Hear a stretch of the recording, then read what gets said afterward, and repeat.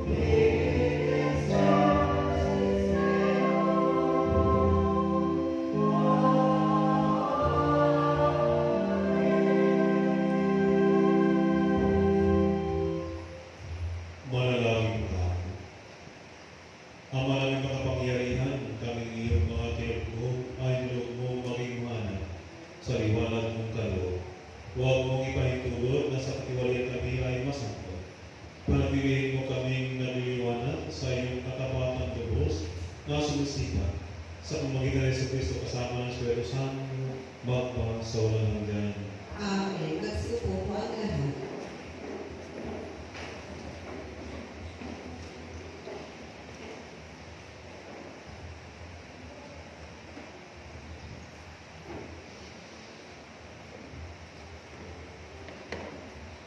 Pagbasa mula sa aklat ng Karunungan. Ang kamatayan ay hindi likha ng Diyos. Ang pagkamatay ng anumang may buhay ay hindi niya ikinalulibot. Ginawa niya ang bawat nilalang upang magpatuloy at lahat ng nilalang niya ay mabuti at mahusay. Wala silang kamandag na nakamamatay. Ang kamatayan ay dinabahari sa daigdig na ito sapagkat ang katarungan ng Diyos ay walang kamatayan. Pagkat ang tao'y hindi nilikha ng Diyos para mamatay, kundi para maging larawan niyang buhay. Ngunit dahil sa kapanan ng Diablo, nakapasok ang kamatayan at ito ang kahihinatnan ng mga nakailalim sa Kanya. Ang salita ng Diyos. Salamat sa Diyos.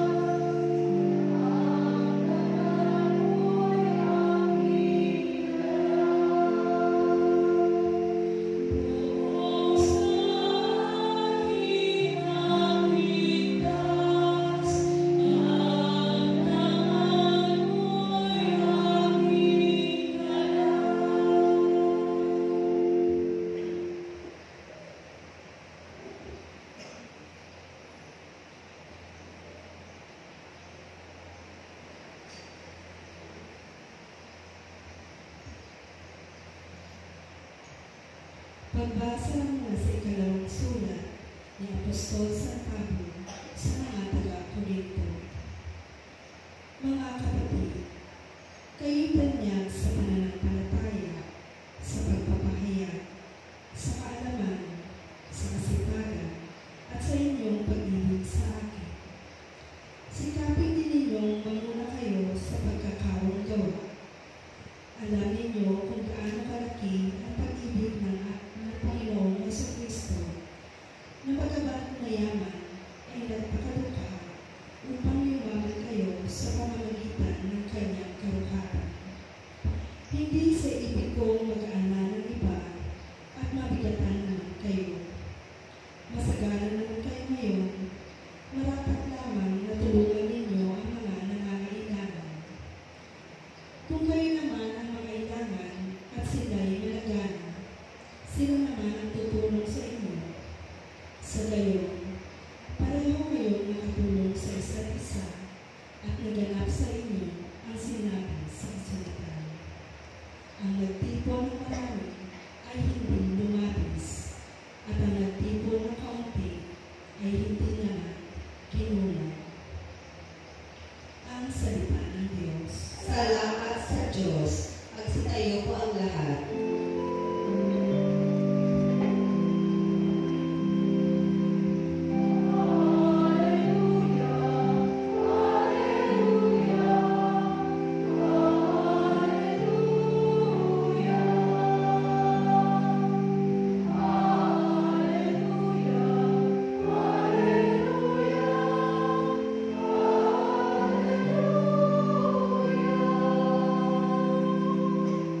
Si Kristo ay nagtagumpay, nalupig ang kamatayan, nagtingning ang pagkabuhay.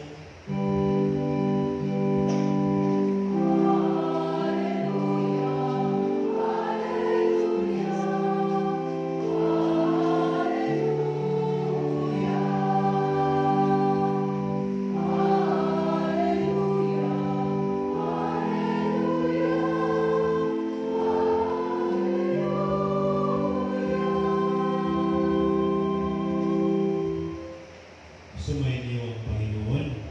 At sa iyo, Ang mabuting balita ng Panginoon ayon kay San Marcos.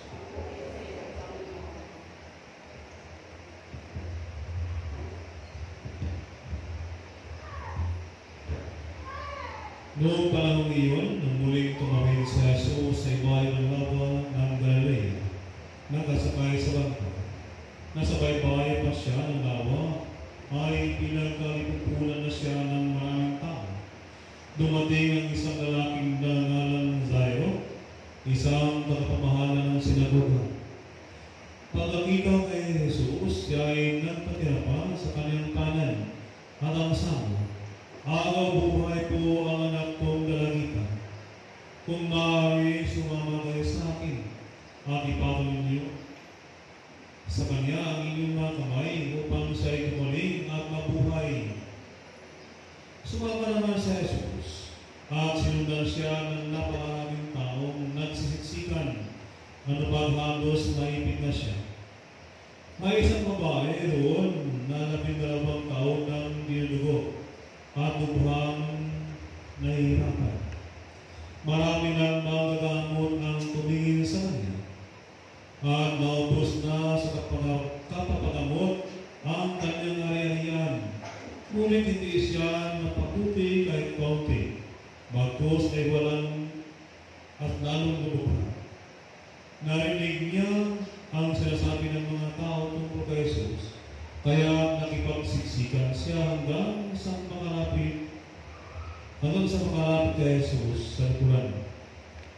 At hindi po niya ang galit ito, sapagkat sinabi niya sa sarili, "Mahipo ko lang ang kanyang galit, ay gagaling na ako."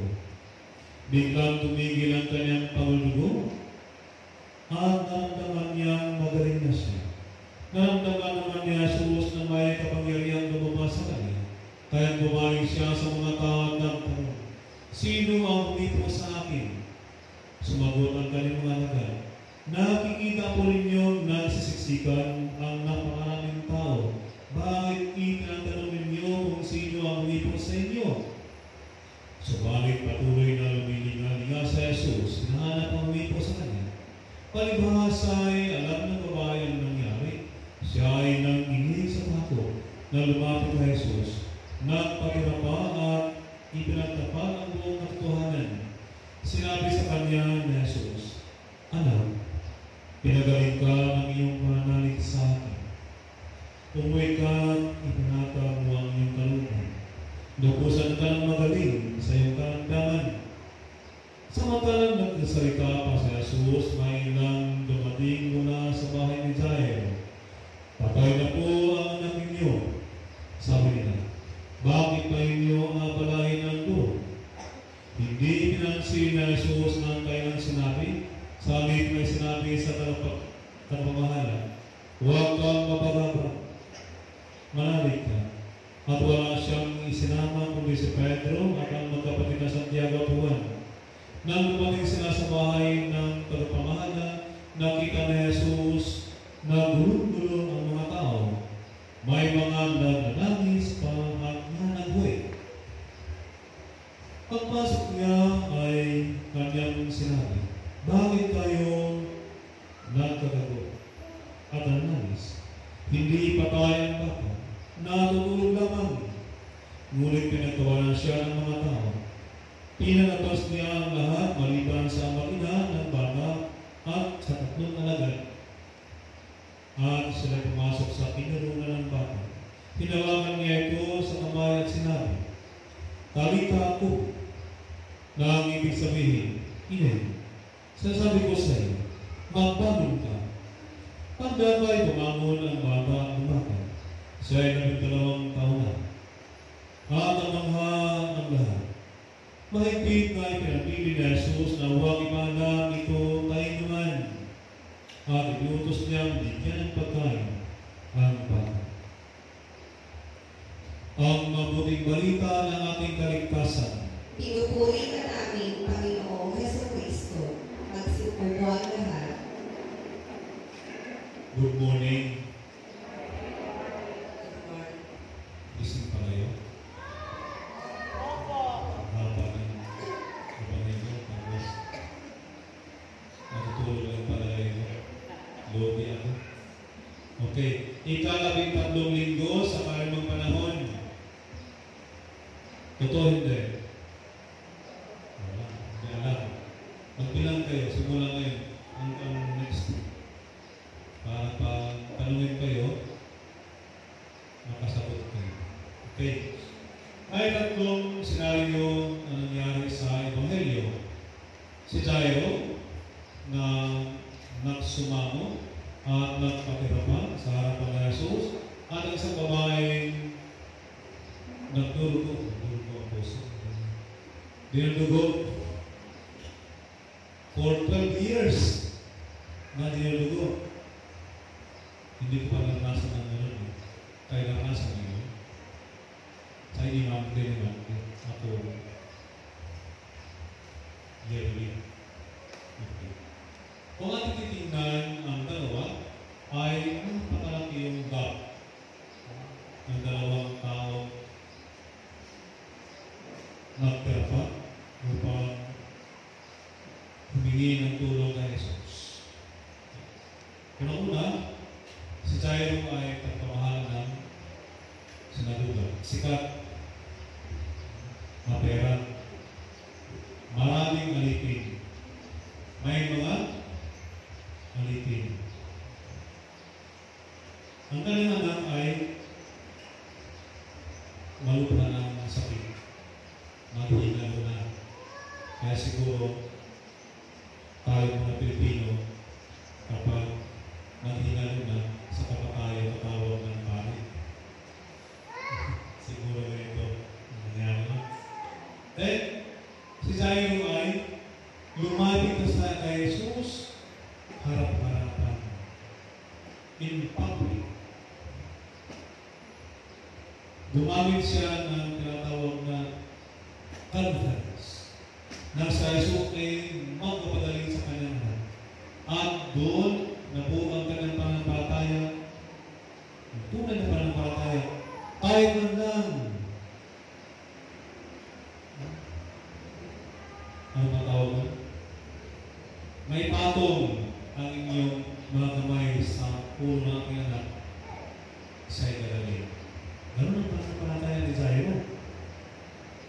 Dahil pumunta sila sa bahay, habang naglatag siguro sila doon, nagsisiksikan yung mga tao. Mayroon sa babae, may sakit, tinagurian, marumi, dahil isipin mo, araw-araw, may bugo. For 12 years. Kaya, tinatakot siya sa lipunan. Kahit pa maraming tao, kahit pa tinatakot siya, hindi siya pinansin, ngunit nagsumikap siya makalapit kay Jesus. Hindi niya inda ang lahat ng mga tao doon. Discrimination sa kanya. Hanggang mahipon niya ang siksiran ng langit ni Jesus. At doon din ay gumaling ang babae. Ang unang gumaling ay yung babae. Yung huling nakahipon kay Jesus. Now, ang babae ito ay mahirap. Kasi kreto siyang lumapit kay Jesus. Ang tag doon ay magkaiba. Ngunit pare-pareho lang ang resulta. Mas nauna pa siyang gumaling kaysa anak ni Jairus. Isa lang ang meron sa kanya. Papatira pa. Nung napansin na Jesus na may kapangyarihan lumabas sa kanya, hinanap niya ang babae ng taong humipo sa kanya. Sino ang humipo sa akin? Sabi ng mga alagad, Panginoon, alam mo maraming tao, may naghanap ka po ng humipo sa iyo. Dati may humipo sa iyo, sana ako maraming humipo. Then, konsensya ang babae. Dito siya. Pumunta siya kay Jesus at nagpapirama. Common, binamento ng dalawa. Nagpapirama. Si Jairo, nagpapirama yung babae. Lumapit kay Jesus na may pagpapakuntol upang humingin kami. Sabi na Jesus, anak, pinagaling ka sa iyo. Pinagaling. Sino ba dito ang nag-set ka ng anak na before matulog? Nag-aram. Ikaw. Sino pa? Dalawa, tatlo, apat na lang. Ang iba ay nag-kusang mag-ising na. Ganun ang mga tanda eh. Diba? Yung mga tanda na kusang mag-ising ka. Ganun ang mga ang karakter is sa mga expressions and representations ng true faith. Bakit? Hindi mo alam. Mag-isip ka pati bukasan ngunit. Naglagay ka pa rin na. Nag-set ka pa ng alarm upang mag-isip ka pati bukasan. That's faith. Kailangan lang na tingnan natin ang mga sarili. Kung tayo ba ay dapat na humipo, lumapit kay Jesus at magpatirapan. Marami sa atin na magsisimba, ngunit kulang ang pananampalataya. Bakit? Kahit ano lang ba yung ginagawa? Hindi focus sa banal na Eucharistia. May mga kausap sa lito, nangangalapit. Uy, makasawa pala ito. Nangangalapit. Ano pa kung balang yung may? Uy, nakapagsahin ka na ito. Ano? Ngayon mo yan, tapos ano? Nasa misa. Nasa misa. Makipagwituhan. Walang focus. Ngunit ang dalawang ito ay, saan sila nag-focus? Kay Jesus. Okay? Ang babaeng ito, sa kabila ng kaguluhan, sa kabila ng ingay ng mga tao, sa kabila ng mga kaguluhan mga tao, kahit pa siya ay tinutulak-tulak na siguro siya, ngunit hindi nawala ang kanyang focus sa kay Jesus na makalapit sa kanya. Tayo din, kahit pa maraming problema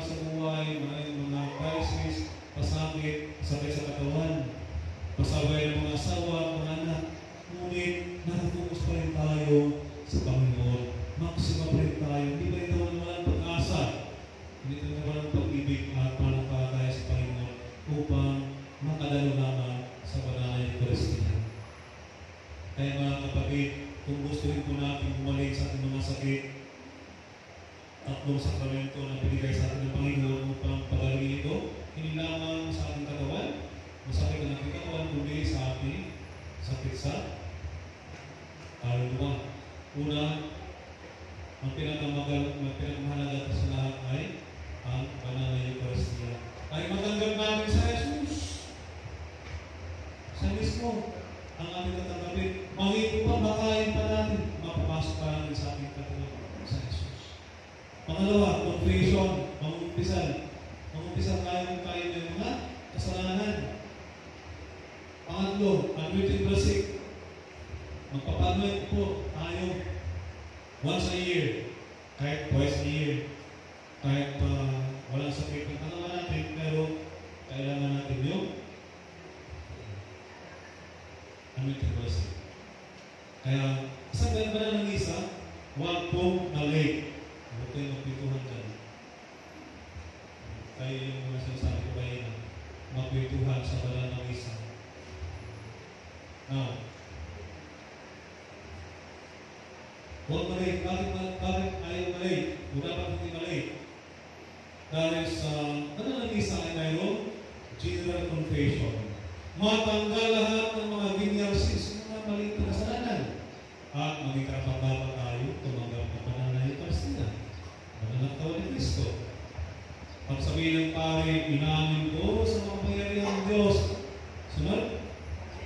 At sa inyo mga kapatid, ano ba kung nagkasala sa isip sa Lord? Yan po ang faith is right. Yan ang general confession. Kung nakapagsaluloy ka hapon, nakapagnakaw ka ng 5 pesos, o nakapagsismisa ka sa likod na. Ano ka mga kasalanan? Hindi ako po sa misa, mga binyasis, mga pangit na mga tao ito. Dalawa na kami. Yung mga pangalahit sa kapwa, mga binyasis na yan. Ngayon, matatanggal yan. At maging karapat-dapat tayo. Ano? Karapat-dapat na? Karapat-dapat na ng Eucharistia. Huwag mahiya. Maliban naman sa mga restrictions. Ano mga restrictions yan? Ano mga restrictions? Hindi po pwede mamunyon kapag may kinakasama. Hindi po pwede mamumpisa kapag may mga kinakasama. Hindi po yan bibigyan ng absolution ng pari. Father, may kinakasama po ako. Sige, blessing na lang. Hindi po pwede magbigyan ng absolution. Dahil, para kung naligo, ngayon, mamaya, dulog-dulog ka ng mga kasalanan. Dahil, magtatali kayo ng walang kasal, mortal sa po yun. O, yung mga mag-boyfriend na nagtatali na hindi pa nag-umpisan, na mag-umunyan, bawal po yun. Pwede mag-umpisan, kasi hindi pa naman sila nag-live-in, no? So, kung nag-live-in muna, hindi. Kung pag-ubalin ang ating kasalanan, o papatawalan ng mga kasalanan, mapagpatubawa. Tatanggapin na tayo mga kasalanan na tumali. At yun, kailangan natin maging focus sa Panginoon.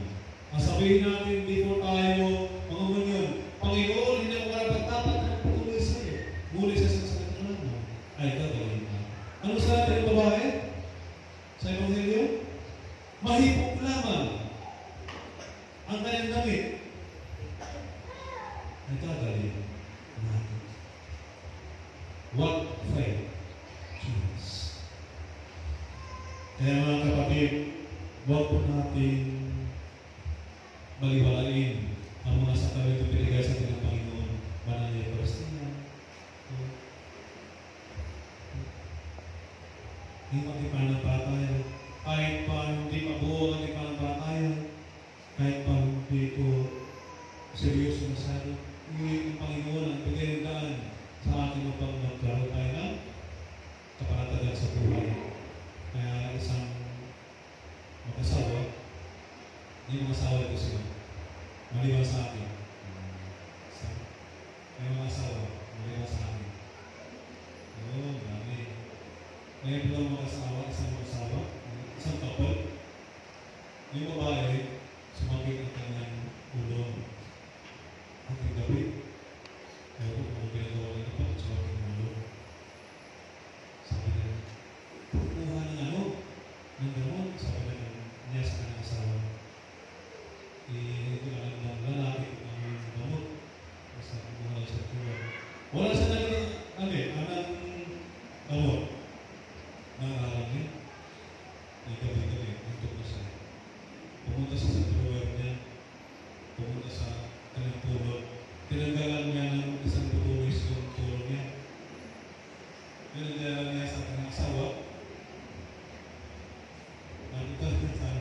Ito na yung gamot. Ininom niya. Pininom niya sa kanyang asawa.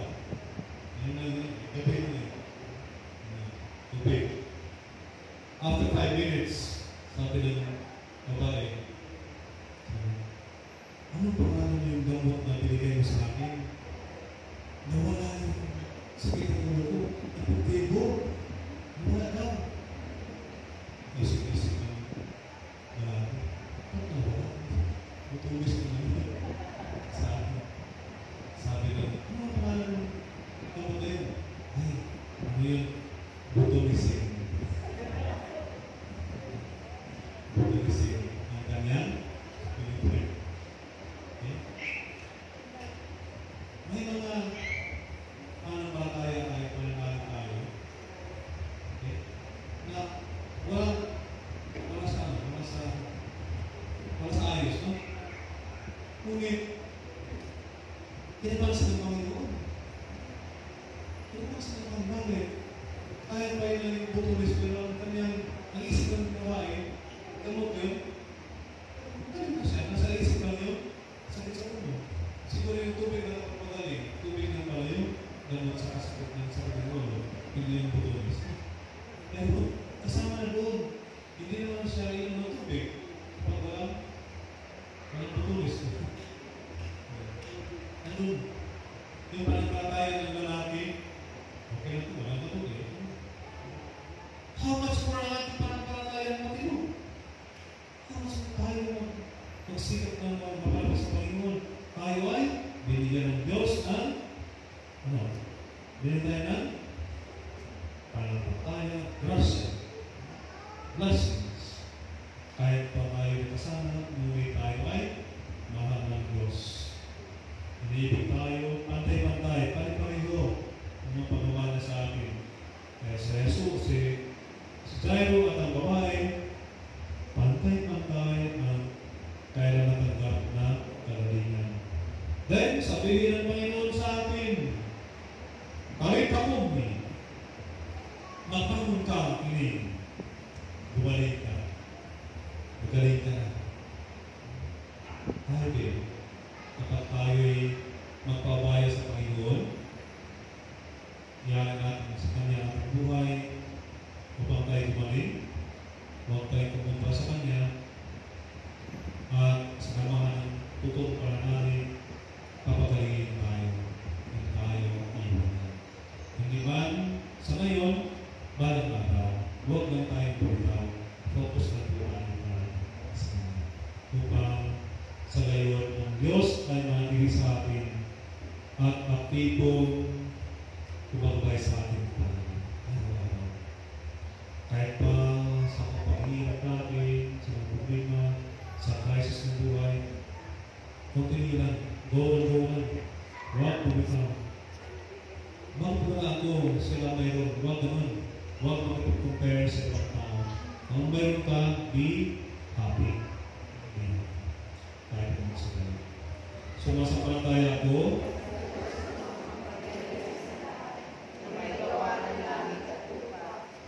Sampalataya ko na po sa Panginoong Diyos.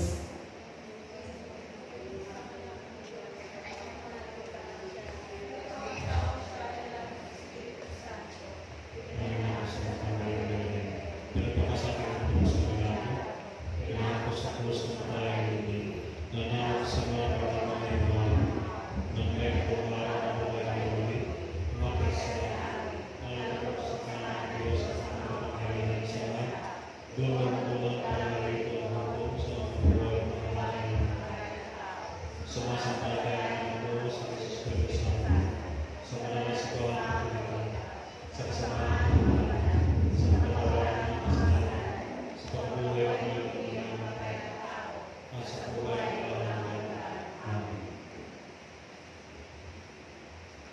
Ipanalangin natin sa Diyos Ama ang lahat ng mga mahal natin sa buhay na may karamdaman.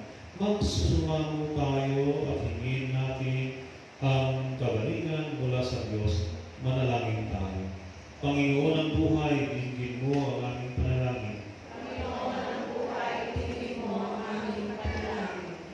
Para sa simbahan sa pamumuno ni Papa Francisco, Obispo Reynaldo, Padre Paul aming Cura Paroko, Padre Dodo aming panauhing pari, ipagpatuloy nawa nila ang gawain ng pagpapagaling ni Jesus sa pamamagitan ng mga sakramento at ng pagkakawang gawa.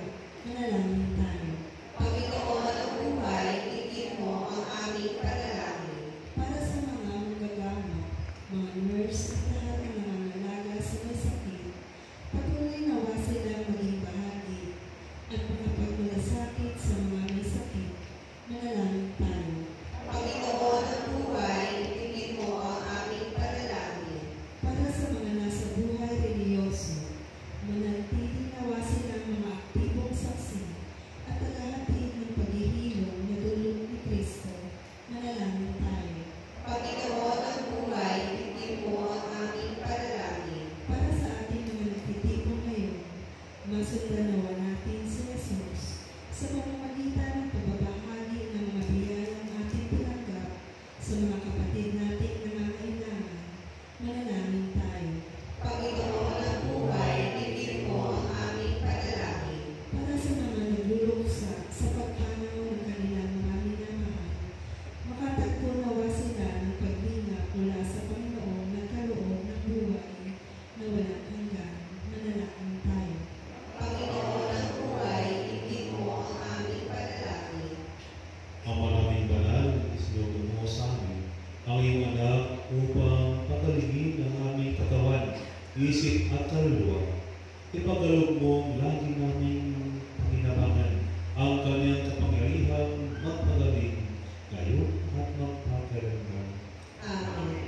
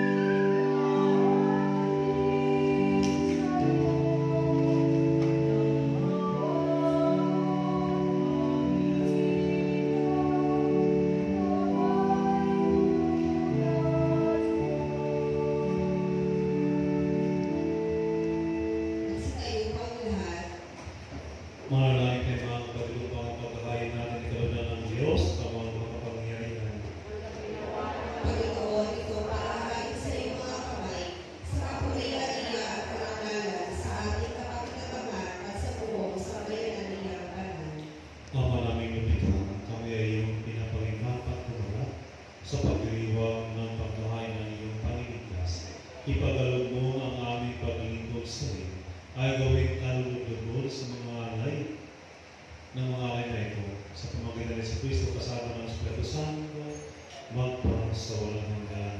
Amen. Sumayin niyo ang Panginoon At sa sumainit, Diyos ng puso at diwa. itinaas na namin sa Panginoon. Pasalamatan natin ang Panginoon ating Diyos. Marapat na siya ay pasalamatan. Ama namin makapangyarihan, tunay na marapat na ikaw, ay aming pasalamatan. Sa iyong kagadahang loob, kami ay iyong ibinukod upang iyong may kampo sa kadakilaan mong Diyos. Kahit na ikaw ay aming kinalikdan, dahil sa aming pagkasalawahan, gumawa ka pa rin ng magandang paraan, may magmula sa amin, para ikaw ay balikan.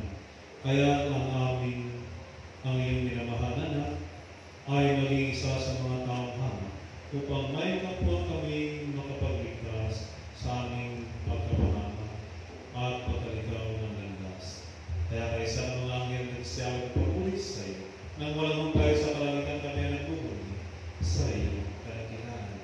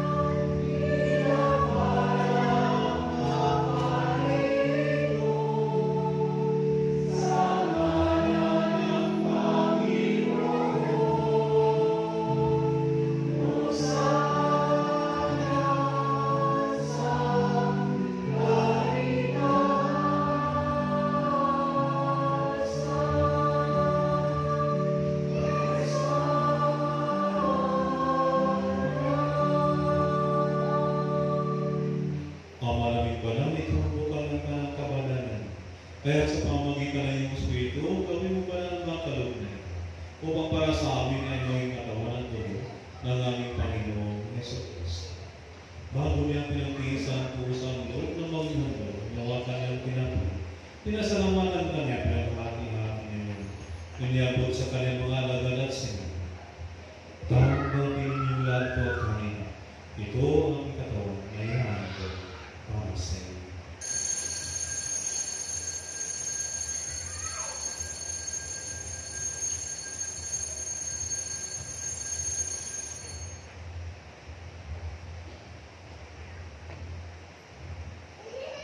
Gayun naman matapos ang hapunan ng mga kaniyang kalis, uli kanyang pinasalamatan. Inabot niya ang kalis sa kanyang mga alagad at sinabi, tanggapin ninyong lahat ito at inumin. Ito ang kalis na aking dugo, ng bago at walang hanggang tipan. Ang aking dugo na ibubuhos para sa inyo para sa lahat, sa ikapagpapatawad ng mga kasalanan.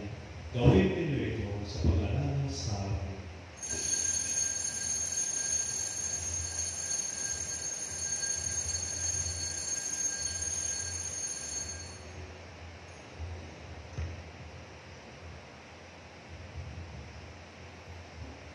Ipagbunin natin ang misteryo ng pananampalataya.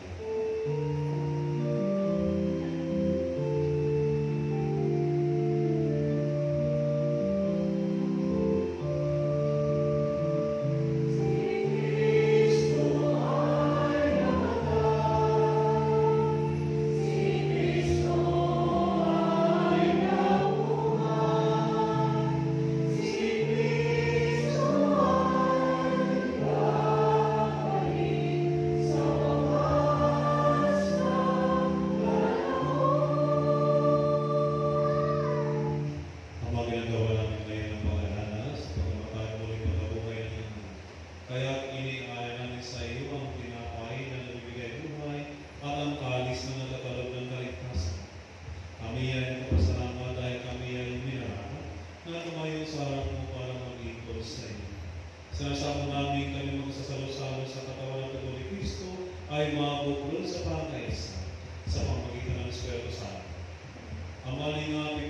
simbahang laganap sa buong daigdig. Diyos, bilang kami sa pag-ibig, kay San Francisco ng niranado namin ang wiswat ng tanang kaparian. Ang lahay, muling mga kapalit namin na himlay, nang may pag-aasang sila'y muling mabuhay. Dahil ng lahat ng mga kumanaw, kawan mo sila at patuloyin sa iyong kalimutan. Kawan mo at paginapatin ng ina na makasama sa iyong buhay na walang bukas. Sanang makalapit na niya, ngayon ng Diyos, kahit sa ng kanyang Diyos. Sa mga apostola ng lahat ng mga banal na namuhay dito sa daigdig ng kalugod-lugod sa iyo. May pag-iwag naman namin ang pagkukulang sa ikaroon sa mamulitan niyo na aming Panginoong Yesu Cristo. Sa pamagitan ni Cristo, kasama niya sa Kanya, lahat ng parangal at napuri sa iyo, Diyos ang mga pangyarihan kasama ng Espiritu Santo, magpasawalang hanggan.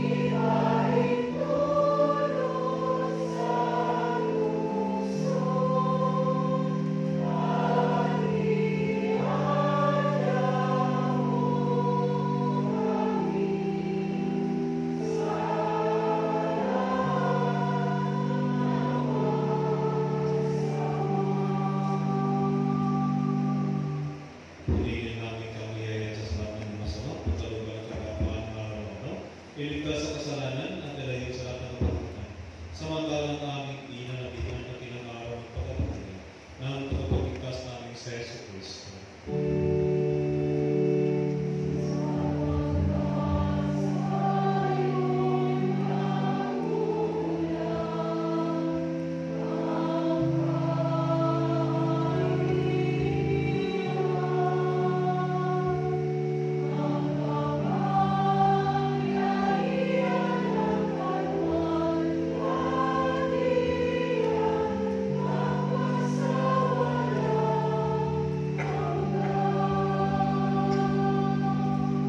Panginoong Yesu Cristo, sinabi mo sa iyong mga apostol, kapayapaan ang iniwan ko sa inyo. Ang aking kapayapaan ang ibinibigay ko sa inyo.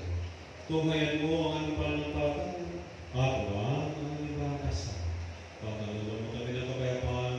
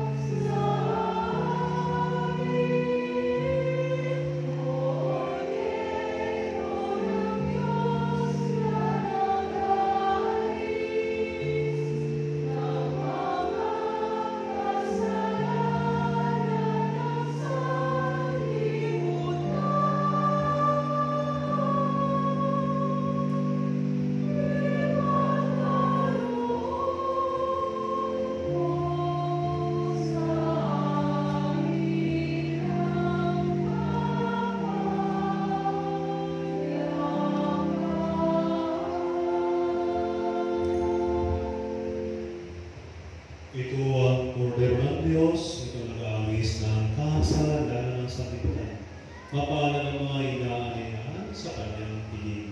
Panginoon, hindi na dapat na patuloy sa iyo.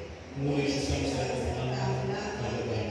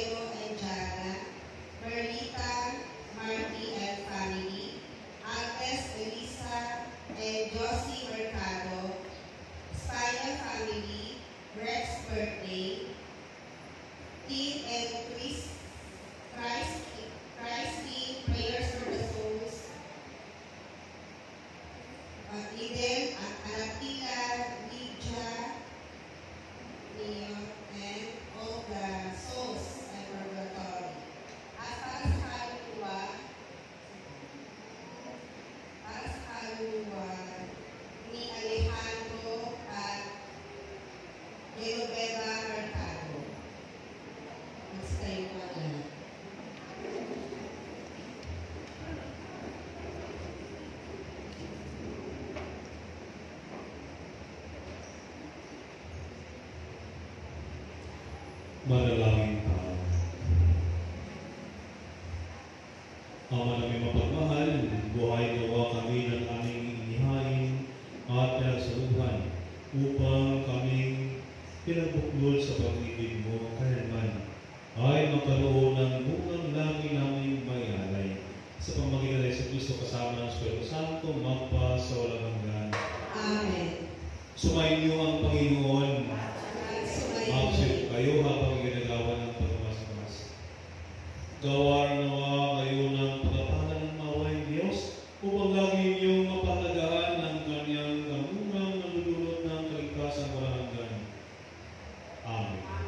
Gawain nawa ng katatagan ng Diyos ang inyong pananampalataya na nasasalig sa kanyang pagmamahal upang malagi kayong nagsikap gumawa ng kabutihan ngayon at magpa sa walang hanggan. Amen. Patubayan nawa ng Diyos ang inyong paglakad sa daan kung sa Kanya upang inyong taluturin ang landas ng pag-ibig at kapayapang walang hanggan. Amen. At papalagay ng mga pangyarihang Diyos sa Ama at Anak at ang Espiritu Santo. Amen. Pumayong kagaya ang pag-ibig upang Diyos